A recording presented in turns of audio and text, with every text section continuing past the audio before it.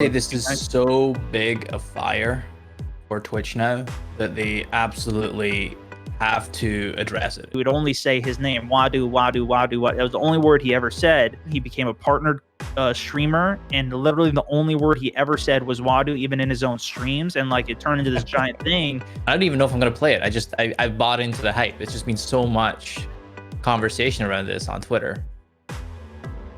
Becoming a Streamer podcast here by Pipeline.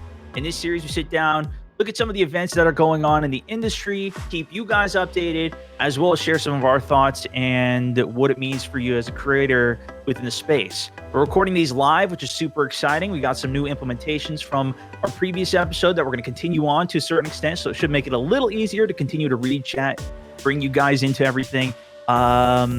And I'm super stoked on it. My name, of course, StoneMountain64, full-time streamer, co-founder of Pipeline, joined by Snipe, fellow co-founder. I'm back. Sorry I missed you guys last week. Yeah, we missed you, but had a good episode and tons more stuff. So always plenty to talk about, which is really exciting.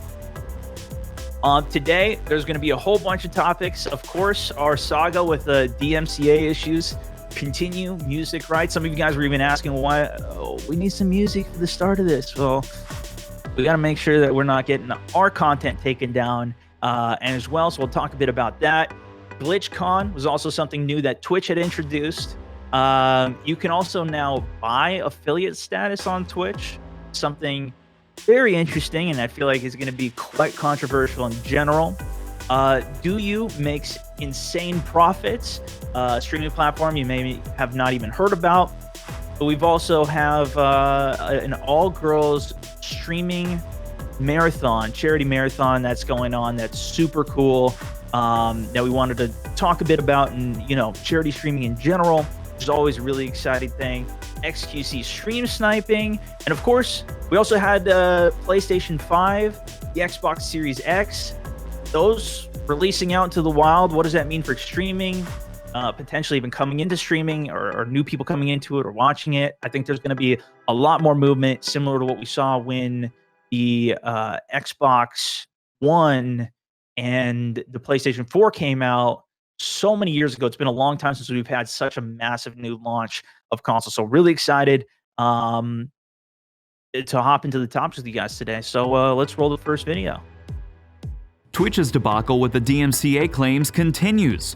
Earlier this week, more streamers found themselves at the receiving end of DMCA claims on their channels, even for videos that were already deleted. VoyBoy, a popular League of Legends streamer, was banned on Twitch temporarily for music that he had played on his stream years ago. It took him several days to get his account back. Some streamers have even gotten claims for playing in-game sounds. Twitch's response was, quote, mute in-game audio in order to avoid claims, end quote. The mute math did not compute for most. Twitch later on apologized to the community in an open letter, stating that the tools it offered to help them were not sufficient and that they were not prepared for the massive clampdown. In the past, they had reportedly only received 50 cases or so a year. During GlitchCon, Twitch's staff said, quote, it's a good year for music on Twitch, end quote. So, what actions should you take as a streamer, and will Twitch Soundtrack solve this problem? We've talked about this now, David, for what? It's got to be like the last few months. It really has dominated the headlines in terms of what's going on streaming platforms. We had that announcement from Facebook come out where they had been collaborating with the music industry. I think this is an ongoing battle that is happening behind the scenes. It's spilled out in public. It's just an ongoing battle that's happening in public as well. But we've got these platforms that are trying to work things out, and YouTube and Facebook is way ahead of the game. Twitch is behind the curve on this one, and it was a bit of a blunder this last week with Twitch. Yeah, people even saying Cronbus Lone Talker, like people getting DMCA'd even for using Twitch Soundtrack too, which is like it's such a catastrophe. And I actually was reading through, I got an email as well from Twitch, and it's just like, we're sending this out to everybody, just so you have an idea. We're developing some tools, improving the control of your recorded content, which is an important thing in general. You want to be able to control your recorded content, but Twitch isn't super big into this is one of the things why I think it's been such a problem, because they're just like, well, we'll kind of deal with it later. They said that they only would get like 50 requests a year or a month or whatever it was, but now they're getting literally thousands, or maybe it was a day, but now they're getting thousands. And so, but it's like that really hasn't been dealt with. And it was something that, you know, saw so much from on the YouTube side. YouTube's got a very great, robust system. It took them a lot of years to get to that state, but like, you know, that was something I saw so early on in my career. I think, fortunate in a lot of ways to see that, because I haven't used copywritten music for, I mean, 7, 8 years probably now, because it was something I experienced really early on. Eh, and that's one of the things too that, you know, I try and explain to as many creators as I possibly can, is like, you got to be careful of this in general.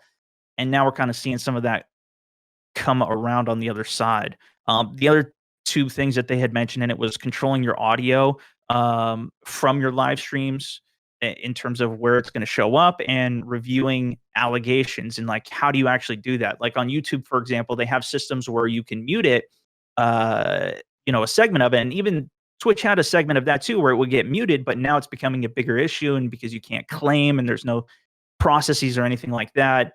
Um, you know, it's just super unfortunate. And, you know, we'll talk about GlitchCon too, but they've got that going on. I've seen so many creators posting, you know, I'm literally getting banned or removed.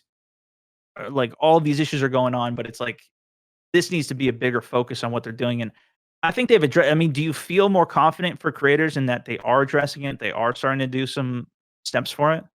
I would say Or this is so big a fire for Twitch now that they absolutely have to address it. It's so out there. I think it's a shame, because we're talking about creators that have built their careers on Twitch over the last decade. And some of them, like take VoyBoy as an example that we talked about in the segment, he had went and actually deleted a bunch of his clips off of the platform, and then he was still getting a takedown notice. And I think Yeah. the biggest blunder here is, look, Twitch, we get it that this is a pain in the ass for you. You know, you've got all this going on, and it's really challenging for you to work through it, but you need to communicate. You need to just be direct with the creators.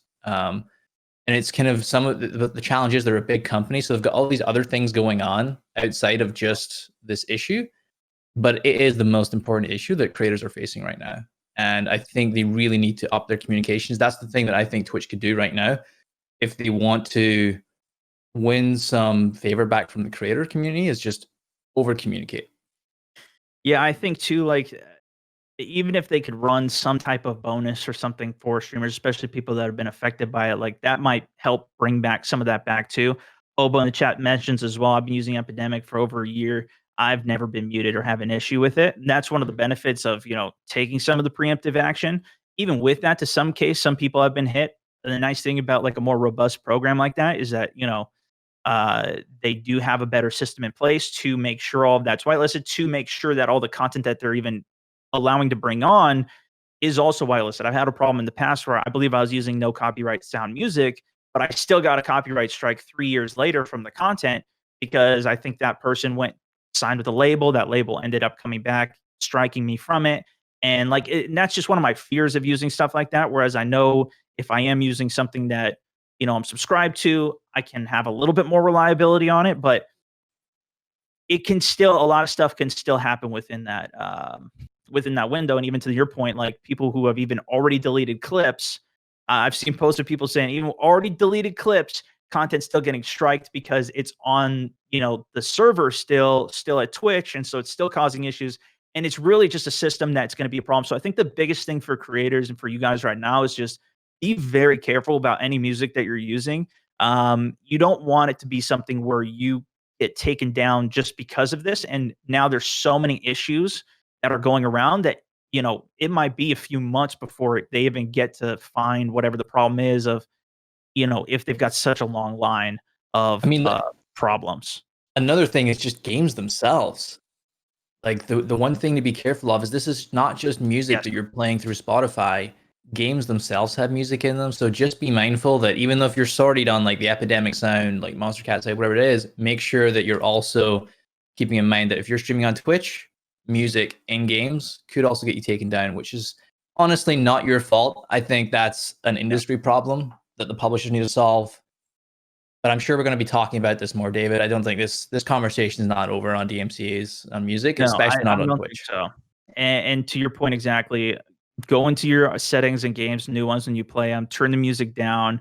I definitely recommend that because it can be sketchy. Even playing the Call of Duty campaign, I was kind of freaking out when even short clips was playing in the background when I was in a little bar, right? Like same thing when I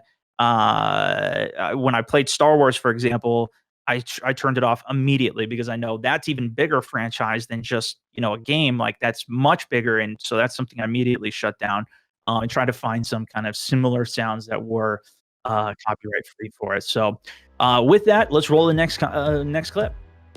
In light of the COVID pandemic shutting down physical conventions, Twitch decided to take its annual TwitchCon online as GlitchCon. Over the course of the last week, Twitch staged programming similar to what it usually does at TwitchCon, all from the comfort of its talents' homes. The virtual convention featured everything from tournaments and panels to demos and skits, all under Twitch's different mini verticals like Twitch Presents, Twitch Gaming, and Twitch Rivals. One of the most interesting things Twitch has done for the event is send full-on studio-grade setups in the form of trailers, buses, and backyard renovations to participating talents. This means that even though the convention is happening at home, production value hasn't been downgraded at all. Despite their efforts, the event has gotten flack from the community members for allegedly focusing too much on top-level streamers, unlike TwitchCon. Here's one lesser-known streamer who took it upon himself to join the party uninvited. You boys like Mexico! How did GlitchCon go, and what could have Twitch done to help promote more of their partners? I mean, I saw a lot of posts, a lot of different things going on around this. I'm curious, even you guys that are joining in now, how many of you guys got to watch any of it? What did you think about it? Did you think that it focused too much on some of the, higher tier partners or whatever you might want to phrase it as, in terms of bringing people together for it? I know TwitchCon's been one of the biggest things in the past. I've actually never been to TwitchCon. Have you been to one? Yeah, been several times. San Diego, and then the Moscone Center in San Francisco a couple of times. It's a really cool event, and it really is a celebration of Twitch culture. And I do think there's a lot of people that have went to those events over the years, and it is one of the highlights. And I think it's especially during the pandemic, like that idea of coming together and connecting is so important to people that the fact that they didn't feel as a part of TwitchCon this year was a big letdown for them. But honestly, with this, I think, Twitch, it's like they were almost always going to do something wrong as it relates to this. And I think for the team that worked on GlitchCon, they put in a hell of amount of work to try and make an event special. Despite everything that's going on this year, they tried to make it a celebration of streaming, of content creation, despite everything that's happened in 2020. And I actually thought it was really cool. I definitely think, obviously, they can't send a trailer like they sent to Ninja, to every single content creator on Twitch. But there's like 50,000 partners. Are they going to send a trailer to 50,000? So I think it was the only way they could really do it. I mean, for way, like, to ensure quality, to ensure a good event experience, that was the way that they had to do it. And I think it was important. Yeah, no, and you can see a couple of the stuff up on stream, a couple of images of the event, the massive bus that was basically like decked out on the inside as like a little streaming space, a little like mini event type of thing going on for it. And obviously, Ninja's got such a huge audience. A lot of these streamers do have a really big audience, so I think it was fun for the people that were really into it, and especially who probably would go and would have the opportunity to do a meet and greet or something. Maybe this is at least something a little different, a little exciting, a little hype for the community when, everything is so rough this year in general, in terms of everybody being in everything. Tiggy in the chat mentioned that he said it felt kind of like it was kind of scripted. A couple other people said they didn't get to catch it. So I think that's a hard thing too. When it is live, is like you got to be there for the opportunity of what it is, and we'll see if they post some more of the content that goes on from it as well. I don't think it can have quite as big of a boom as a physical TwitchCon, so I can't imagine if they can have a TwitchCon, they would keep GlitchCon going. Although maybe they're set up and they can do both and bring more creators in too. But I think they might, honestly. I think you've got, I mean, it's an annual event, TwitchCon. Most people can't afford to travel to it. So I think the idea of a GlitchCon may have a place to stay. The beyond that, I think that the big issue for them was the keynote. When they did the keynote, they mentioned that music had been an incredible year for them at Twitch, which was just a stark contrast to the DMCA conversation that was going on. And that's one of the things where I feel that the community felt that we're tone deaf. And it's hard because you're a big company, you're working on a number of things, but it just, again, that communication and relationship with the creator audience was a miss on Twitch's side. Yeah, no, absolutely. And with that, we're gonna roll it to the next video. I forgot. Yeah, I forgot. There's not a video for this one. This came up I think a couple of days ago, and this was where you can now essentially buy Twitch affiliate, which has been a little bit controversial on Twitter. And this is where Twitch has teamed up with Monster Cat, which if you don't know who Monster Cat is, it's essentially a provider of copyright-free music. They do a bunch of other things, but that's one of the main things that they're known for. And they've partnered up with Monster Cat. So if you get a version of Monster Cat Premium, which is called Monster Cat Gold, you will then 30 days later have the opportunity to get Twitch affiliate. And the idea of buying Twitch affiliate has been a little controversial. The one thing I would say is that the floor, like the aspect of getting Twitch affiliate is not too terribly hard. This is, I think, the idea of Twitch partnering, and I think with Monster Cat specifically, or a music provider, is actually a good thing in the sense that it helps raise awareness of how important it is to get copyright-free music. This is a unique advantage of working with, a Monster Cat Gold, and it can really, for those early content creators, help educate them earlier. I think just the idea is controversial. It's, hey, you buy something and you don't earn it. And I think that puts people off. I'm not honestly too worried about it. Like, I think if you want to buy it, that's fine. If you want to earn your way to a Twitch affiliate, that's fine. I think the good in this is that it really helps content creators get educated about having copyright-free music on their stream.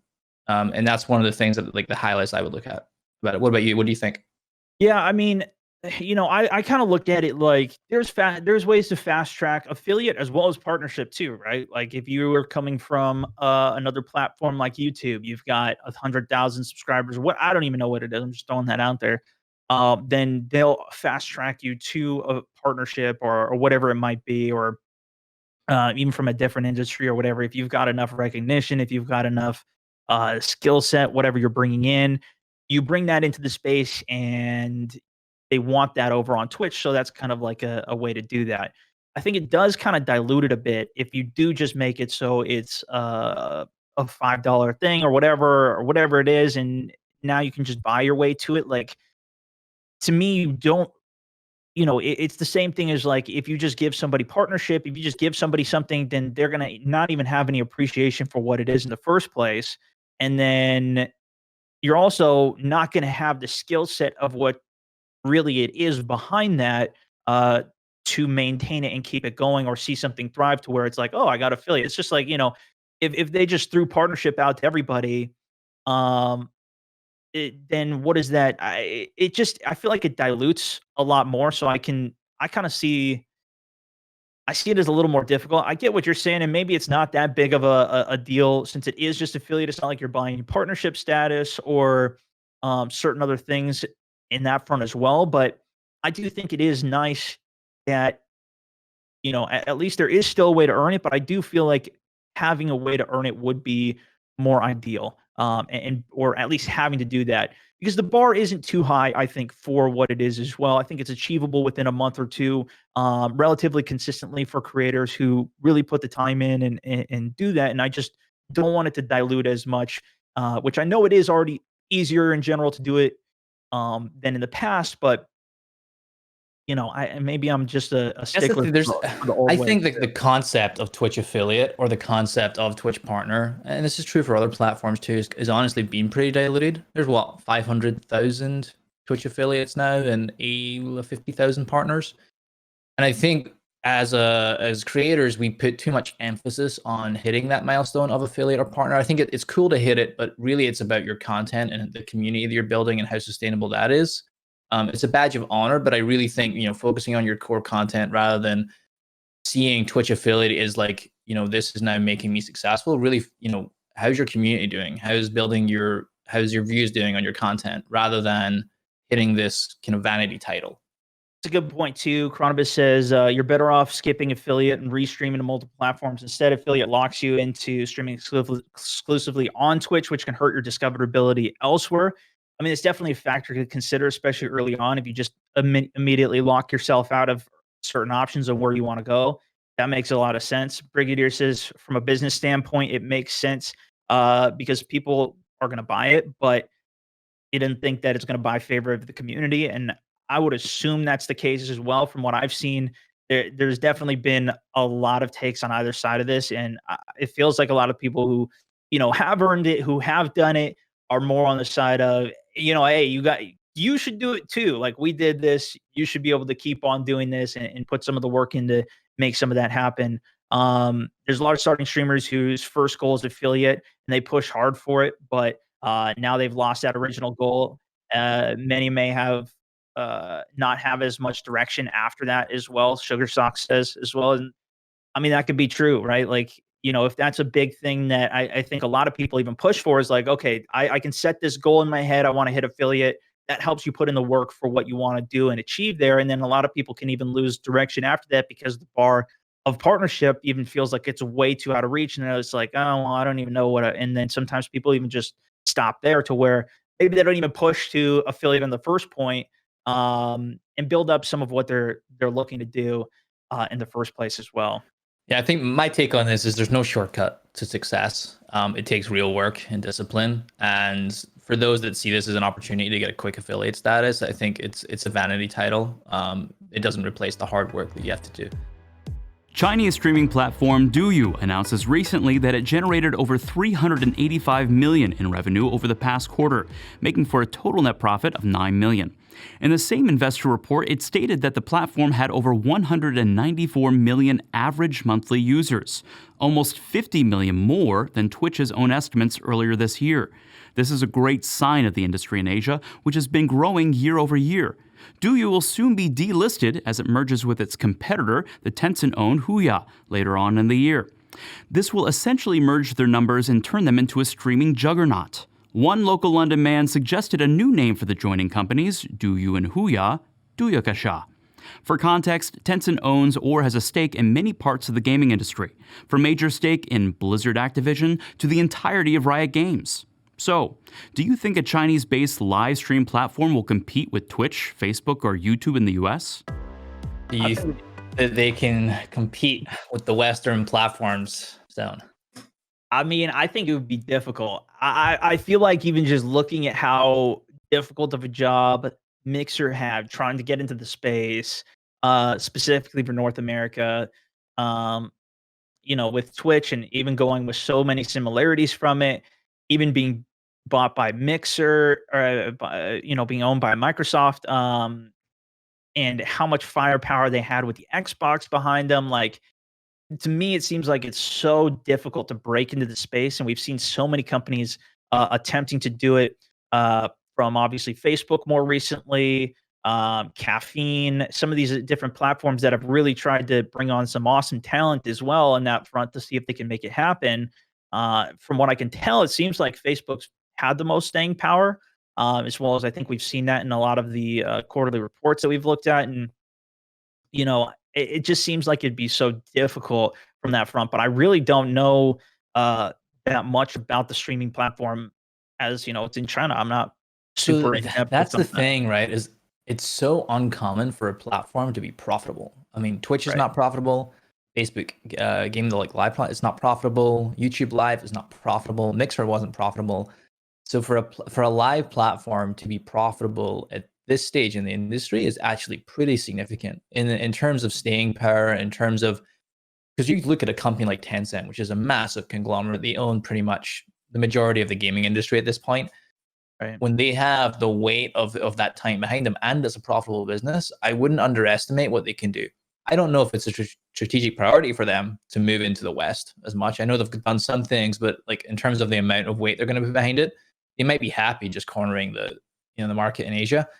And I think for them, it's not even just about gaming. You know, commerce generally on live streaming platforms in Asia is a huge thing. So the idea of watching live streaming and like, you know, buying a like the old QVC model, like that live shopping environment is actually growing really, really fast. I think, you know, a platform like Huya and Douyu or Booyah Kasha or whatever Justin said is, or Mark said, sorry, is, you know, Twitch wants to be where they are in 5 years. Like they want to be, you know, where they are already. But Twitch is just, you know, so far behind them in terms of monetization. And I think that they have a good shot if they do choose, and it really depends if they choose to really consciously come to the US and market to the US. I think there is an opportunity that they could do pretty well out here. Yeah, big Woody in the chat says, do they even need to compete? Like they could coexist, even becoming bigger. Another mention of TikTok's already pushed. They need to team up with TikTok. That's the only way to grow up in the Western world in general. Piggyback off another Chinese business, which actually would be really interesting because that's extremely true. Look at how well TikTok has done. You know, in North America and across the world, honestly, is on a completely another level of what we've really ever seen. And they have a degree of streaming as well on their platform. You can't necessarily, at least I haven't seen people stream from a computer to TikTok yet. I have seen a lot of people who will, you know, show their stream of just like a second stream of showing them streaming while they're streaming to Twitch or whatever, and telling people in that chat to come over to their Twitch and use that as a way to kind of bring some people. But you know, that has been incredibly successful. So, you know what, that's a very good point. Like that could be an interesting way to do it, especially working with that. And obviously, Tencent, such a massive company in general, so much exposure again across the entire world, bigger than even just China at this point, right? Um, If you don't know who Tencent is, just spend like 5 minutes Googling and learning about the company. I mean, they own a lot of the Western gaming market. And I think they let the companies run relatively independently, but it's just crazy how much they own of the gaming industry. So, you know, Google them after this show. Check out Tencent if you don't know anything about them. Earlier this week, Games Done Quick, the organization behind charity speedrunning Stream Marathons, announced it would be hosting its first ever all-woman speedrunning event called Fleet Fatales. The event is taking place from November 15th through the 21st and is organized alongside the Frame Fatales crew, a group of women speedrunners who aim to put a spotlight on girls in the space.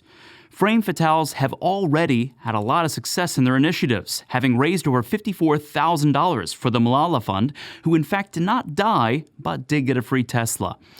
Why is Games Done Quick so effective at raising money and awareness? It's a large community in a sense, but it's small, but it's super engaged. You know, they're really tight-knit and really enthusiastic, super passionate, which for some of the bigger games, yeah, there's a lot of passion, you know, Call of Duty players or League of Legends players, etc. But it's just the intensity of the Games Done Quick community. You know, they are just rabid fans of that, and like the highlight of their year coming around every year for like Awesome Games Done Quick and things like that. You just see how intense their fandom is around this.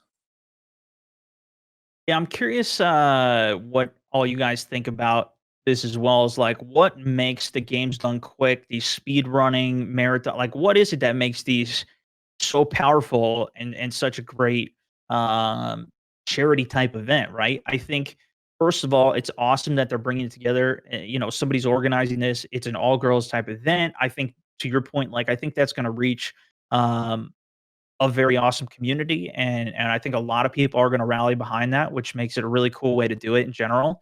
One of the things that always stands out to me is because like whenever I do see a games done quick or anything like that going on, I almost always spend at least 10, 20 minutes watching some of it, especially when it hits a game that you know, I've played or seen before, because it's just so mind blowing what some of these people are capable of, and it's not something that I watch every day as well. So when I do see it, it's just like it opens my eyes in such a like an even bigger way. And I think that's kind of cool too, because there's a lot of people who might be interested in viewing or spectating maybe um you know, like Super Mario, but it's not something they would watch every day. But for, okay, it's time to set a record, it's time to, go all out and see if we can do this live, especially. It's that much more of a dramatic event, and I think that's what kind of helps push it over the edge, at least for me. Whenever I tune in or watch something like it. Beyond just the, I think we all agree that Awesome Games Done Quick is super epic, and I love the initiative. But just the fact that they're creating a space for a female team to come together and run together, and just as an industry, we've done historically a really bad job of supporting the female gaming community, and I think it's just great to see that that's happening. There was another announcement that happened this week about the Queen's Gaming Collective, where it's like a lifestyle brand orientated around female lifestyle creators, and I think it just is really cool to see us on the business side and the industry side, like actually supporting these initiatives, because previously we haven't done a great job of that. So I think it's really important as we've got the next generation of gamers coming in. A large amount of them are women, and I think it's important that we have that representation at the very top. So I'm stoked for this. I think that we will see more of things like this. I think Justin was mentioning that there's also an award show called Gamers for Female Gamers that's happening tomorrow. So just more of these things that are going on within the industry is definitely a positive. Yeah, I think it's definitely. Fraz also mentioned in the chat, I think a lot of the appeal of speedrunning is that it's a totally different play style, as well as, a lot of work goes into it in terms of people actually learning it. And then not only learning how to do it, but to practice it enough to get the execution on it to where that's, I think you're 100% right. Like, that's such a unique thing that so few people are willing to take the time to do and learn and master, that's what makes it that much more unique when somebody tunes in and sees it, because now it's like it's this completely different thing. And you're also bringing in kind of the charity aspect too, where if you do a charity stream, people aren't necessarily just there to send money to a charity. People can send money to a charity at any point they want to. They don't need to do it. It's not like you can only do it through a stream, right? So to deliver some other cool value like that, and to have that experience and to be able to curate and cater that experience, it really is unique, fun content. It really is cool. Well, switching to our next topic, which we don't have a video for, but I'll provide some context on. So this was in the news this week where two popular streamers, xQc and Shroud, kind of butted heads. And this was around the topic of stream sniping, where there was a Twitch Rivals event, which there was a tiebreaker. So it was a really close series. And xQc was stream sniping Shroud. And he said, xQc said, this is just a joke. It's just for fun. I was just kidding on. And these are some of the biggest streamers in the world. And Shroud, he was not happy. He was very not happy. And he went to town on xQc about stream sniping. And for anyone who, creates content, especially in live streaming, it's a big problem. Like, stream sniping is a thing. And it's really frustrating when you're trying to play a game and people are, know where you are. And it's an annoying thing. So it is a frustration that content creators deal with, especially for someone like Shroud, who is a competitive gamer. The idea that the competitive aspect, he's a former professional player himself. So when that is competitive integrity comes into question for someone like him, I don't see him just as like a content. He's really takes it seriously. So I can, as a former pro myself, I can really see where he's coming from. That this was really frustrating for Shroud. And I honestly think, even as a joke, xQc should know that, this is something that really does annoy top streamers. And I don't really think xQc cares that much. He's sometimes a little bit trolly. So I think that Shroud's reaction may have been a little heavy, but I can totally see where he's coming from. What do you think? I'm curious what all you guys think about this too. For just to add a little bit of context, if you have no idea, stream sniping is where you'll go in, watch somebody else's stream to see where they are in their game, and then go to where they are to kill them, because now you have that information, right?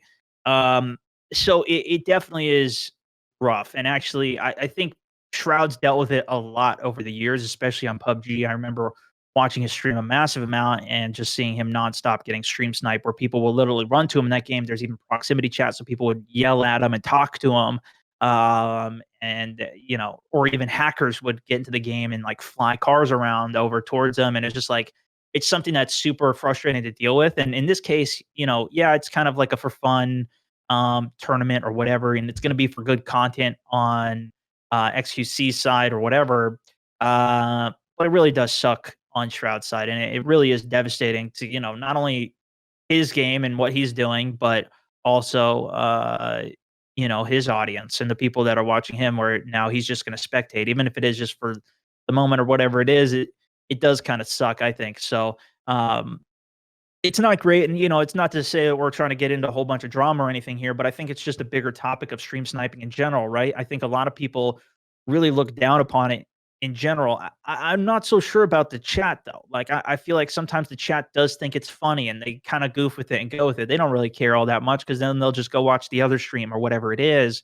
But to a certain extent, I mean, I've seen streamers completely get ripped apart, even if they're the person. For example, I saw a case of a relatively smaller streamer who was playing with a friend who wasn't even streaming, but it was just one of his friends, and he ended up pulling up a T-Fuse stream and was watching, one of these professional Fortnite players playing the game, and they basically stream sniped him in the game. But because of his friend that wasn't streaming, but it was in his stream, and people saw that when he got killed, and they went over because he said, "Oh, he's stream sniper," whatever.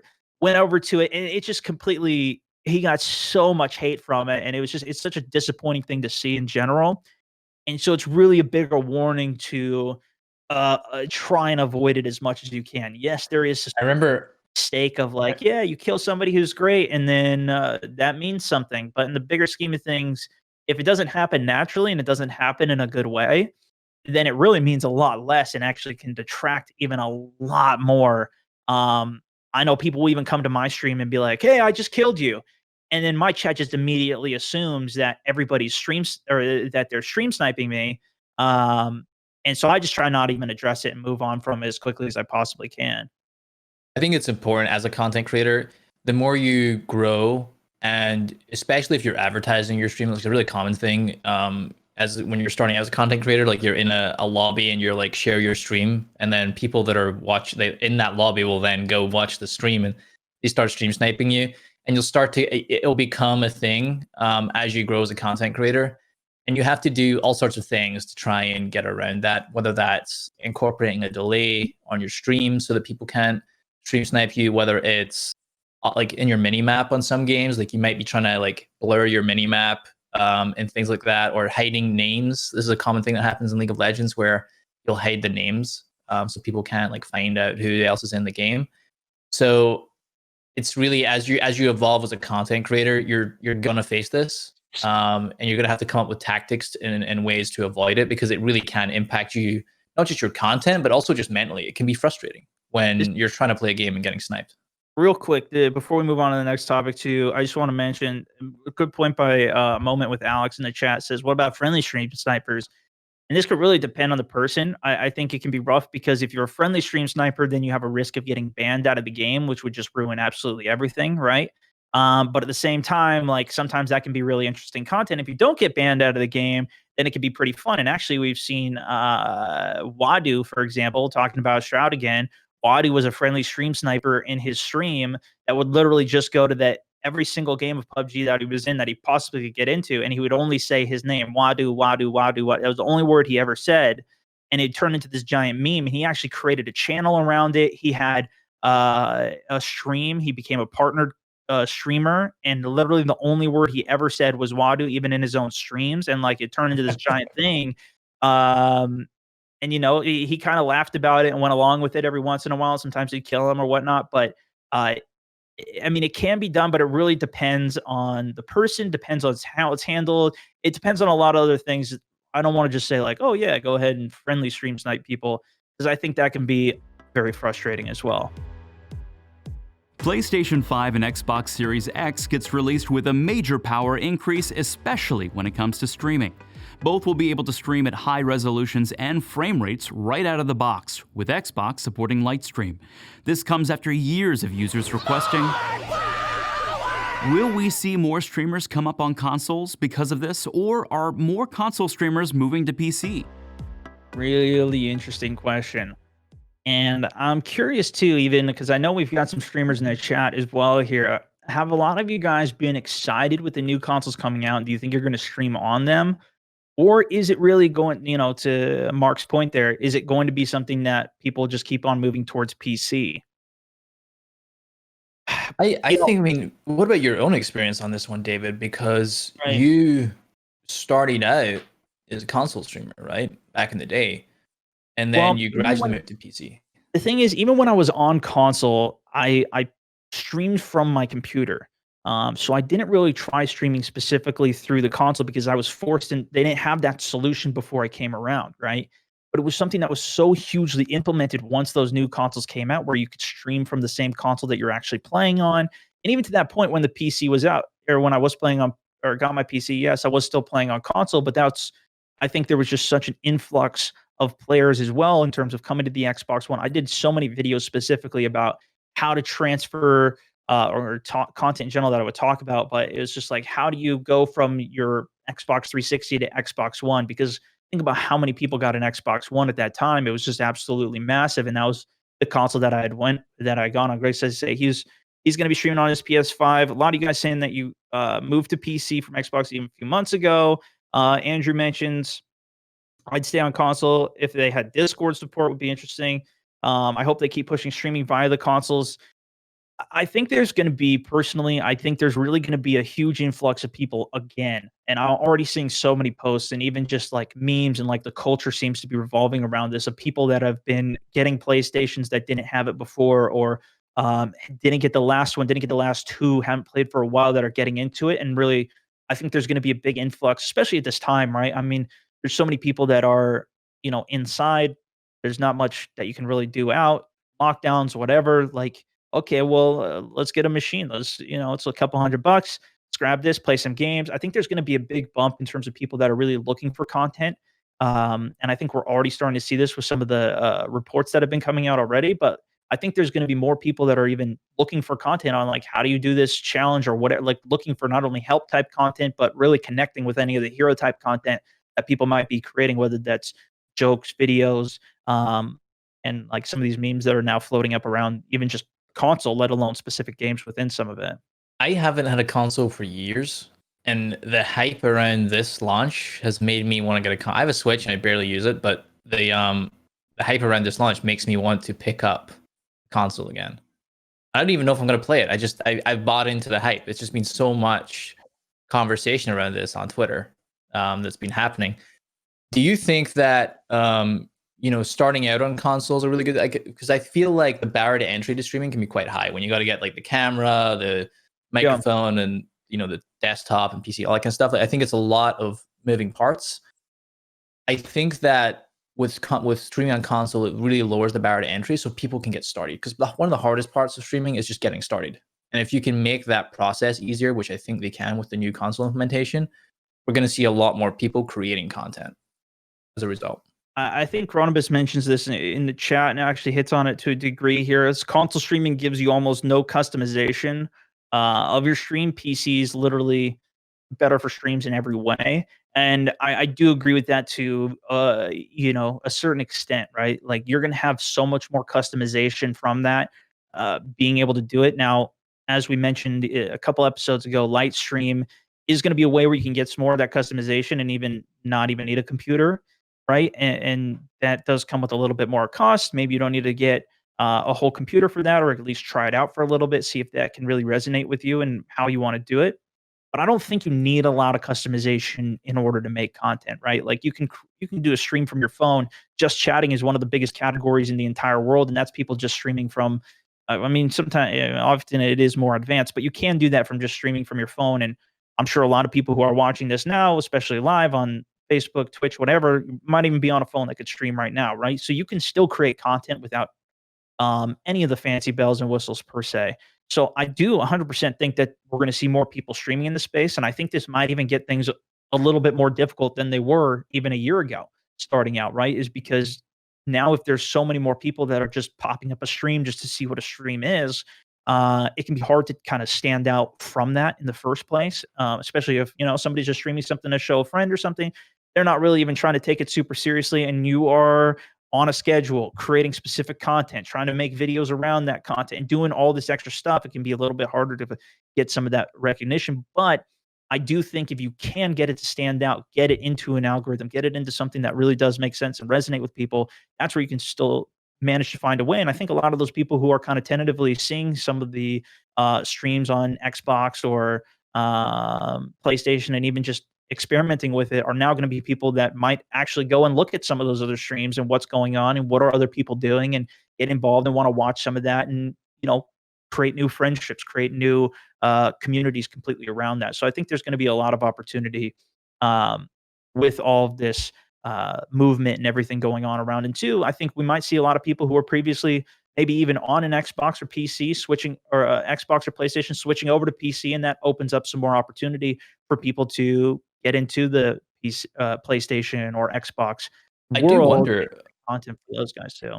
I do wonder on that is if, we've got all of this, there's no longer Mixer, right, on these platforms. So in terms of consumption, there may actually be more viewers because there's going to be the Twitch app, and they're going to be incentivized to push the Twitch app or Facebook gaming app, etc., or YouTube on these platforms more than they were before when they had Mixer, especially for Xbox at least.